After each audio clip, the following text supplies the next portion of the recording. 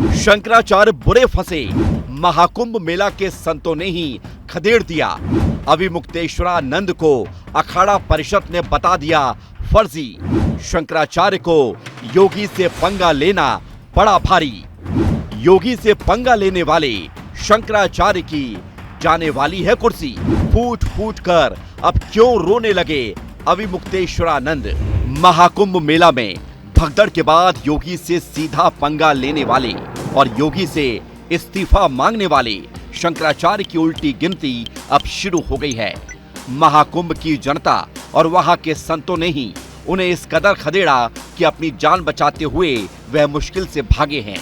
योगी को मुख्यमंत्री पद से हटाने की मांग करने वाले शंकराचार्य अब खुद अपनी कुर्सी को बचाने के लिए भाग रहे हैं और योगी से मदद की गुहार लगा रहे हैं। कुछ समय पहले तक अविमुक्तेश्वरानंद के बयान सुनकर ऐसा लगता था कि वह योगी विरोधी दलों के प्रवक्ता हैं। 2013 में जिस अखिलेश यादव की सरकार में अविमुक्तेश्वरानंद को पुलिस ने दौड़ाया था, अब वह समाजवादी पार्टी के इतना करीब आ गए कि अखिलेश यादव खुद उनसे सीधे मिल रहे हैं। अफवाहें तो ये भी हैं कि जल्द ही शंकराचार्य अविमुक्तेश्वरानंद समाजवादी पार्टी के टिकट पर चुनाव लड़ने की तैयारी कर सकते हैं। लेकिन अब अचानक से क्यों रोने लगे हैं और महाकुंभ के संतों और जनता ने उन्हें क्यों खदेड़ा, 1 मिनट में पूरी कहानी जानिए। महाकुंभ में भगदड़ के बाद शंकराचार्य अविमुक्तेश्वरानंद ने मुख्यमंत्री योगी आदित्यनाथ के इस्तीफे की मांग की थी और कहा था कि प्रधानमंत्री नरेंद्र मोदी, गृह मंत्री अमित शाह और बीजेपी अध्यक्ष जेपी नड्डा को चाहिए कि योगी को हटाकर किसी सक्षम व्यक्ति को मुख्यमंत्री बनाएं। उनका कहना था कि महाकुंभ में अभी भी करोड़ों लोग आने वाले हैं और योगी फिर से स्थिति संभाल नहीं पाएंगे, बस लीपापोती करेंगे। अब अखिल भारतीय अखाड़ा परिषद के अध्यक्ष रविंद्र पुरी ने स्वामी अविमुक्तेश्वरानंद की वसीयत को फर्जी करार दिया है।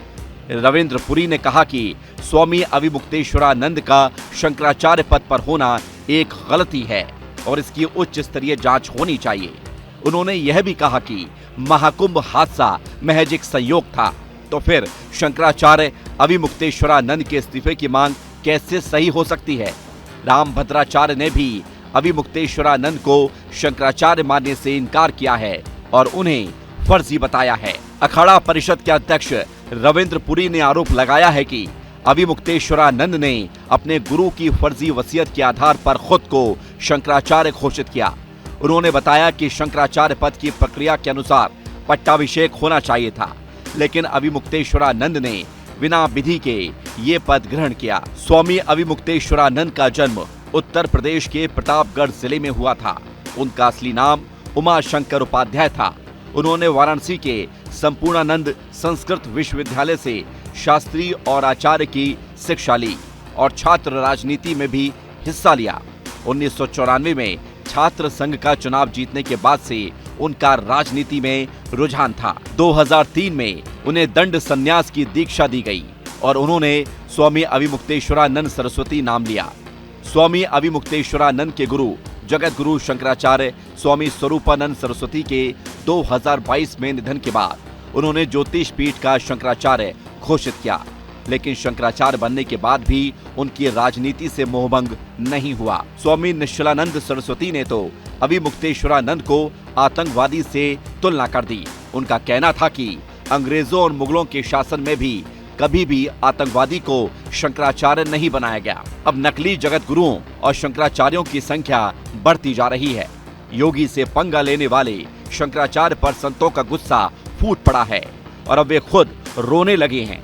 संतों का काम है केवल सनातन धर्म को बढ़ावा देना, ना कि राजनीति में घुसना।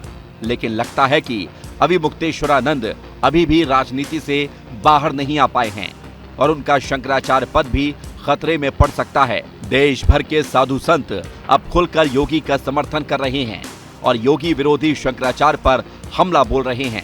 खबरें हैं कि उन्हें महाकुंभ मेला छोड़ने के लिए धमकी भी मिल रही है। शंकराचार्य और अविमुक्तेश्वरानंद के बयान सनातन धर्म के खिलाफ हैं। क्या यह सही है या गलत? अपनी राय कमेंट करके जरूर बताएं।